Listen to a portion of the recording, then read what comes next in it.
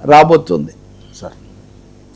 Sir news click విజయం Prabir పురకాయస్తకు clean chit చాలా పెద్ద విషయం అండి. భారతదేశంలో మీడియా చాలా సంతోషించాల్సిన, కొంచెం ఒక విధంగా గర్వపడాల్సిన విషయం కూడా. ప్రబీర్ పురకాయస్త ఆయన సైంటిస్టు, ప్రజా కార్యకర్త, ప్రజా ఉద్యమాల కార్యకర్త. ఎమర్జెన్సీలో నుంచి ఆయన ప్రజా ఉద్యమాల్లో ఉన్నాడు. అప్పుడు ఇందిరాగాంధీకి వ్యతిరేకంగా కూడా ఫైట్ చేశారు.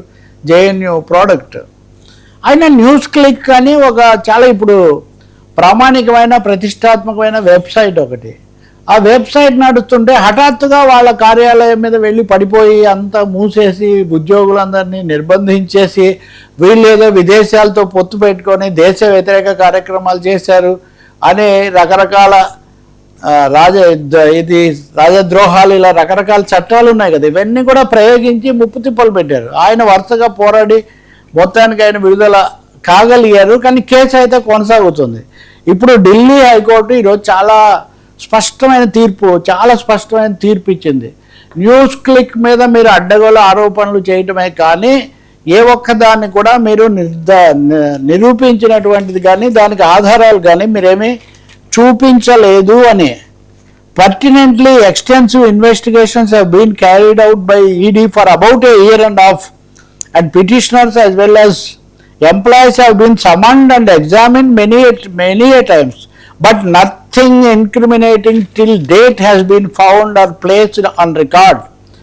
Aside from bald assertions of there being a criminal conspiracy, there is not a whisper of any incriminating allegation which would even remotely suggest that the commission of the offence punishable under section 4 PMLA.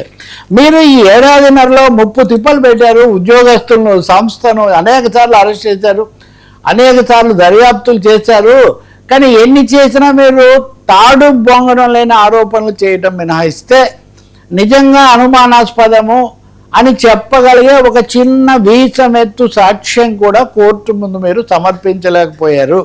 ఇది ఏ విధంగా కూడా prevention of money laundering act PMLA కింద వచ్చేటటువంటి ప్రసక్తే లేదు అని Delhi high court చాలా స్పష్టంగా చెప్పింది. అంతేకాకుండా ఇంకో మాట కూడా చెప్పింది. 2017లో అమెరికాకు చెందినటువంటి వాళ్ళు కొంతమంది NRIలు దీంట్లో పెట్టుబడి పెట్టినప్పుడు world wide media holding limited వాళ్ళు $4.5 million ఇందులో పెడతామని అన్నప్పుడు వాళ్ళు మిమ్మల్ని అడిగారు ప్రభుత్వాన్ని, మేము యూట్యూబ్ లేకపోతే ఇట్లాంటి నెట్వర్కింగ్లో మేము ఇంత పెట్టుబడి తీసుకోవచ్చా అని అడిగి తీసుకున్నారు. మిమ్మల్ని అడిగినట్టు కూడా పత్రాలు ఉన్నాయి. 2017లోనే మిమ్మల్ని అడిగారు.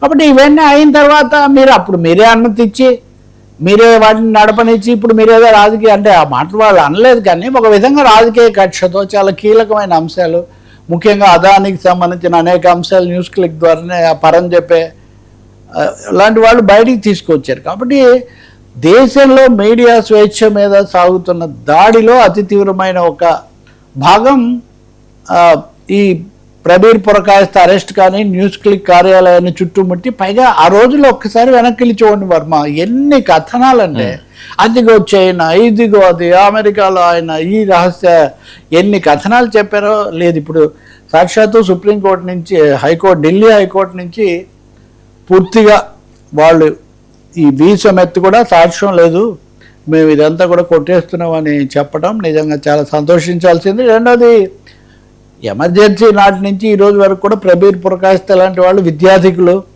ప్రజల పక్షాన్ని నిలబడి ప్రాథమిక హక్కుల కోసం గట్టిగా పోరాడుతున్న తీరు కూడా మీడియాకు చాలా ఉత్తేజం కలిగించేటటువంటి అంశం. మరి ప్రభుత్వం ఇప్పటికైనా కానీ ఈ మీడియాలో వచ్చే వ్యాఖ్యలు వీటన్నిటికీ ఉలికిపడడం, లేదా ప్రతిదాన్ని ఎవరు ఏం విమర్శించకూడదంటే ఇంకేముంటుంది అసలు మంచి వైపు ఎలా పోతాం? ఇంకా చేసిన దానికి భజనే కార్యక్రమం అయితే కనుక ఇంకేముంటుంది? కాబట్టి ఖచ్చితంగా ఇది ఒక కీలకమైన తీర్పు.